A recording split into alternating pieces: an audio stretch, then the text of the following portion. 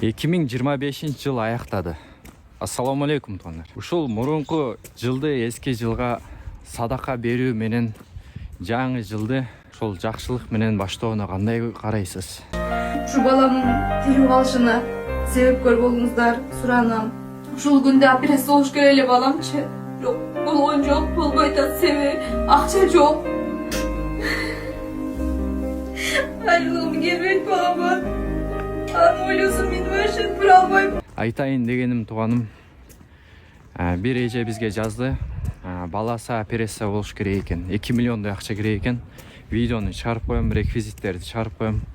Садака берип, ошол бир 25 жылга күнөөлөрүңүздү тооба келтирген, же болбосо ката кемчиликтериңизге өкүнгөн сыяктуу болуп, Аллахтан кечирим сураам иншалла. Ошол бир жакшылык кылсаңыз кандай дейсиз? 2025 жылдын мындай садакасы колдон келишинче туугандар. Болушунча жок дегенде акча жөнөтө албасаңыз да тууган, ошол Аллахым шипасын берсин деп жазып берип коюңузчу. Алла ыраазы болсун. 50 сом болобу, 100 сом болобу, 200 сом болобу жөнөтүп койсоңуздар, Аллахым өзү ыраазы болгон болсун. Тынч болуңуздар туугандар. Ассаламу алейкум.